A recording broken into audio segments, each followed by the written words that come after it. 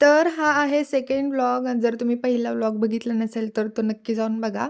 तर त्याच्यानंतर आम्ही गेलो कारल्याला, म्हणजे एकविराईच्या मंदिरामध्ये.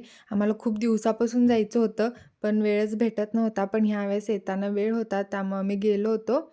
आणि त्याच्यानंतर तिथे शेजारीच लेण्या वगैरे आहेत, तर त्यासुद्धा पाहिल्या.